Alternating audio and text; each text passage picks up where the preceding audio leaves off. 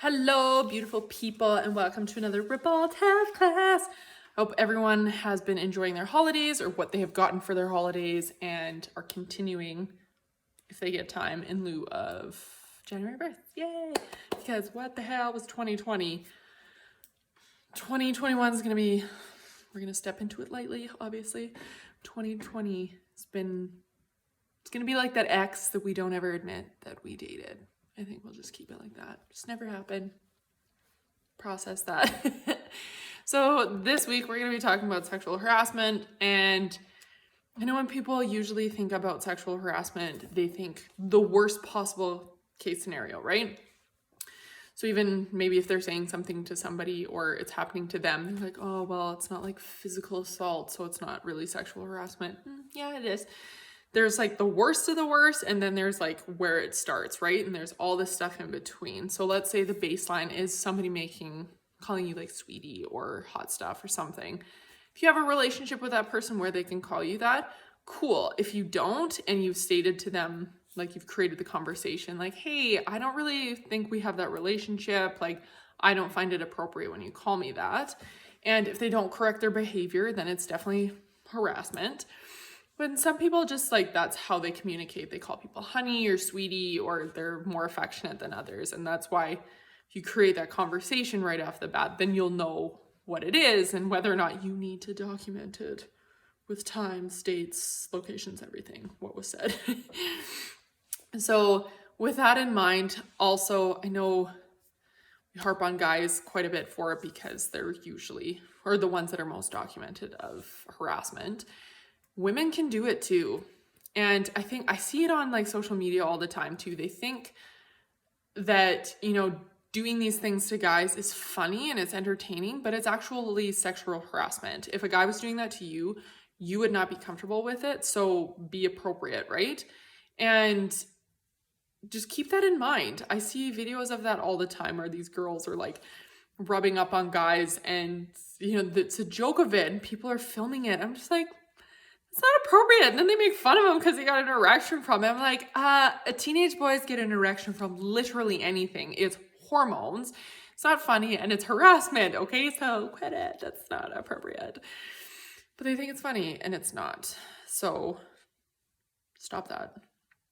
And again, it's, if this is happening to you or it's happening to somebody that you know, stand up for it, say something, because maybe that person doesn't feel like it's not severe enough to say something. And there is that whole victim blaming culture that it's more of a problem to go through it. Trust me, I have been through it myself. I'm just like, this is insane. This is not appropriate.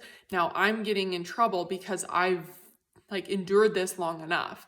Like I used to work up north in northern Alberta and I worked in oil field camps. I worked on pipelines. I worked out on drill rigs, everything. And I used to get sexually harassed like 30 times a day. I have thick skin. It took about 8 years of working in that for it to really get to me. And I can only imagine what other people are enduring, like even not in those situations, right?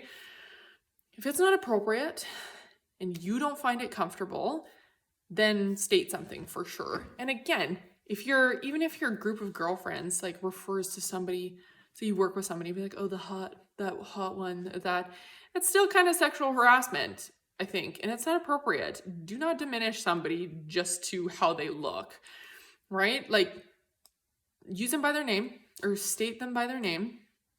And yeah, we create too much of a culture around what people look like instead of who they are, what they do, and what their name is. So that's just stop it. And if you see somebody that's in that situation, they're visibly comfortable, even pull them aside afterwards or interject during, whatever you're more comfortable with, and just always say like, hey, if you're uncomfortable, you need an ally in this, you need a voice, because some people are a little less outspoken than others. Like, let me know and I will back you up, because no one should have to deal with that. No one should have to be uncomfortable in their workplace, in where they live, anything like that. It's that type of attitude is not it should not be a part of the human experience, right? And there is really no room ever needed for any type of sexual harassment. There's no need for it. Punching somebody in the face can be totally valid. Sexually harassing somebody is never, ever valid.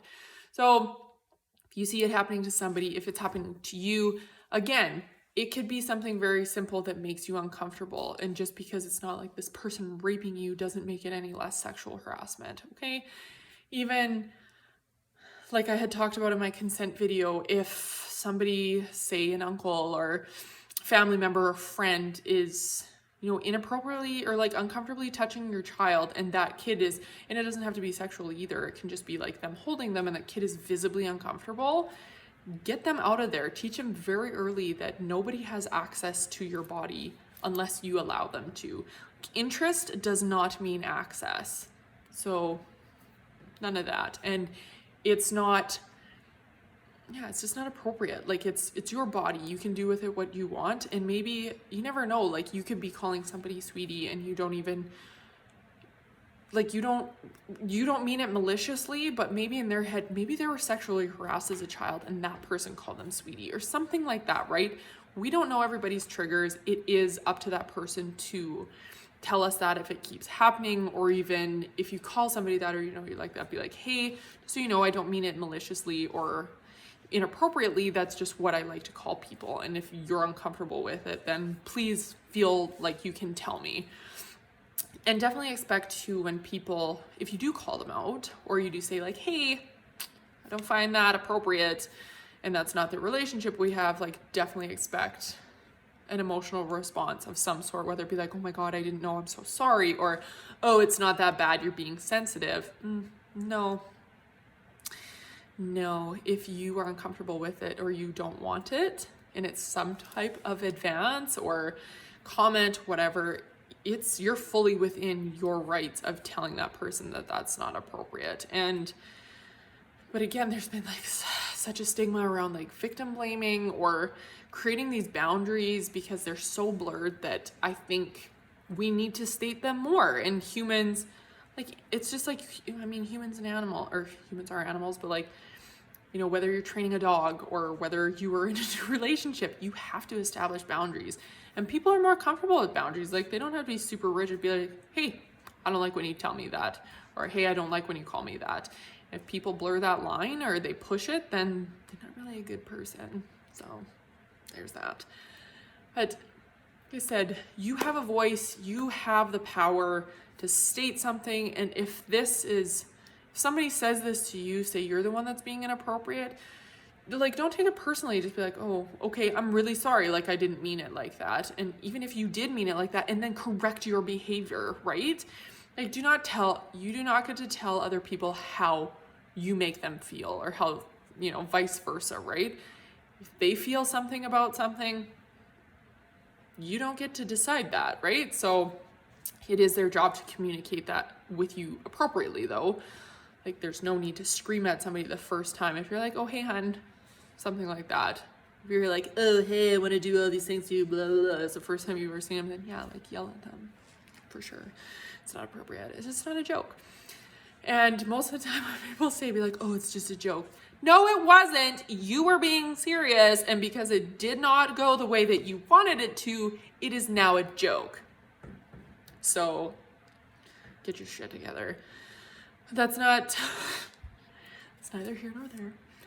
But again, just establish those boundaries, be polite about it off the bat. If it keeps progressing, obviously you get a little more aggressive.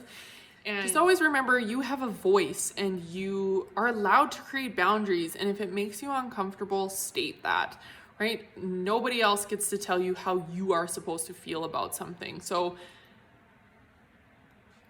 state it, right? Like, there's no, again, you're going to probably receive some backlash or whatever, but stick to your guns, stick to your boundaries, because the clearer those boundaries are, the better. And it can empower other people to create those boundaries or stand up for themselves as well, which is really important because, we can be in these big group settings, even as like, females or males, whoever in between as well. We have these group settings where we get forced into something because, oh, everybody's doing it. But once one person stands up and they're like, oh, thank God somebody said something because I was so uncomfortable with it. I just didn't want to upset anybody, right? So empower yourself, empower others, because just love one another consensually. And yeah, you just never know who you could help or who you can save in that sense, right? Like, don't have a savior complex, but if you see somebody obviously in an uncomfortable stage, be like, hey, you have a phone call, something like that, whatever. Just break the conversation in any way that you can. So hope that helps somebody. Hope somebody learns something. Boundaries, how to create boundaries, whatever. I hope everyone is having a lovely rest of their 2020. Let's finish it off in a positive way, right? And let's tread carefully into 2021 because we've been through enough, right? I will see you all next week.